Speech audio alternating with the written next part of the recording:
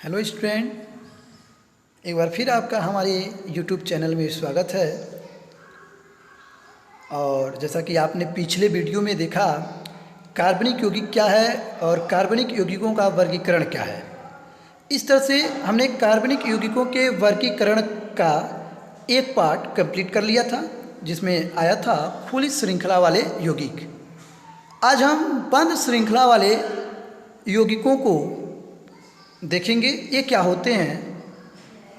तो बच्चों, बंद श्रृंखला वाले यौगिकों को हम चक्रीय यौगिक भी कहते हैं। यह होता क्या है देख लेते हैं।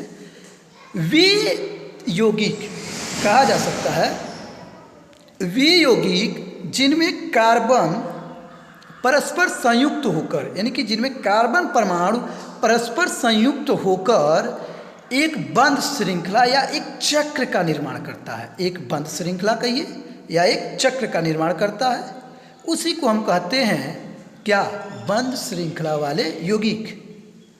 अब श्रृंखला की रचना के आधार पर, यानी कि जो ये बंद श्रृंखलाएं बनती हैं, उसकी रचना के आधार पर हम कह सकते हैं कि चक्रीय यौगिक जो होते हैं वह दो भागों में बांटे गए हैं।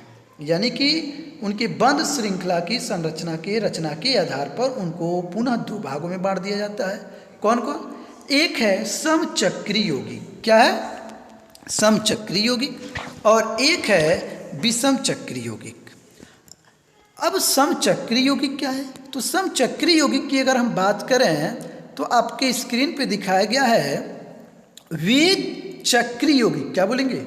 वे चक्रीय यौगिक जो केवल कार्बन परमाणुओं से बने होते हैं। यानी कि जिन चक्रीय यौगिकों में सिर्फ और सिर्फ कार्बन परमाणु है, कार्बन के अलावा कोई और परमाणु न हो, तो उनको हम चक्रीय यौगिक बोलेंगे। और एक बात ध्यान रहे, कार्बन के अलावा हमने बोला और कोई परमाणु न हो, इसका मतलब है कि हाइड्रोजन नहीं होना चाहिए। हाइड्रोजन तो कार्बन के साथ होगा, क्योंकि वो तो हाइड्रोकार्बन है, तो कार्बन के साथ हाइड्रोजन का होना जरूरी है।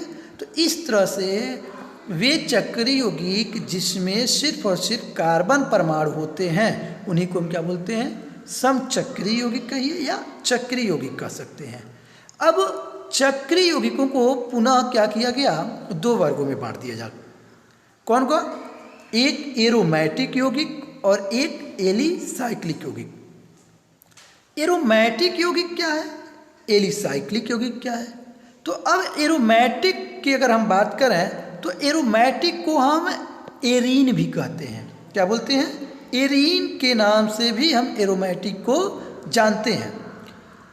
अब यह एरोमेटिक जो शब्द है, यह किस शब्द से बना? तो यह एरोमा शब्द से बना है। किससे बना है? एरोमा शब्द से बना है। और एरोमा शब्द का जो अर्थ होता है वह सुगंध से लिया गया है। किससे लिया गया है? सुगंध। यानी कि इस प्रकार के यौगिकों में क्या होता है? सुगंध होता है। जैसे आप अगरबत्ती है देखे हैं, तो अगरबत्ती में भी क्या है? एक प्रकार का जो कार्बन है वह चक्रीय यौगिक के ही रूप में है। अब यहाँ हम देखें अगर, या ऐसे भी कह सकते हैं, जिन यौगिकों की बंद श्रृंखला, जिन यौगिकों की बंद श्रृंखला कार्बन के 6 परमाणुओं से बनी होती है, जिन यौगिकों की बंद श्रृंखला कार्बन के 6 परमाणुओं से बनी होती है और उनमें एकांतर बंद युग्म होता है, एक के बाद दो, दो के बाद एक, इस तरह से एकांतर क्रम में पहले सिंगल बॉन्ड, फिर डबल बॉन्ड, फिर सिंगल बॉन्ड, फिर डबल बॉन्ड, तो उसी को हम बोलते हैं एरोमेटिक या एरीन यौगिक। अब इसका जो मेन कंपाउंड है, इसके अंतर्गत जो आता है वह है बेंजीन। इसलिए हम बेंजीन को एरोमेटिक यौगिकों का जन्मदाता भी कहते हैं। जैसे में अब एग्जांपल है, बेंजीन है, बेंजिल्डिहाइड है, टॉलुइन है, फिनाल है, एनिलीन है, बहुत सी प्रकार के एरोमेटिक कंपाउंड हैं। जैसे कि आपके बोर्ड पे दिखाया गया कि जो बेंजीन का संरचना, खुली संरचना जो बनाया गया है, उसमें प्रत्येक हाइड्रोजन को ऊपर से जोड़ा गया है और इस तरह से रिंग का निर्माण हुआ। और जहाँ भी ये दो पॉइंट, यानी कि हाइड्रोजन का जो सिरा जहाँ के जुड़ रहा है डबल बॉन्ड पे, वहाँ हम कार्बन को मानते हैं। वहाँ किसको मानते हैं? कार्बन को। तो हम कह सकते हैं बेंजीन को 3 तरीके से हम निरूपित कर सकते हैं। पहला तरीका आपको दिखाया गया, फिर दूसरा तरीका भी दिखाया गया, तीसरा भी दिखाया गया है। अब इसमें से आप किसी भी बेंजीन के तरीके को ले सकते हैं। अब अगर हमको बेंजिल डिहाइड मान लीजिए बनाना हो तो क्या करेंगे, बेंजीन को बनाएंगे, यानी कि बेंजीन की संरचना लिखेंगे।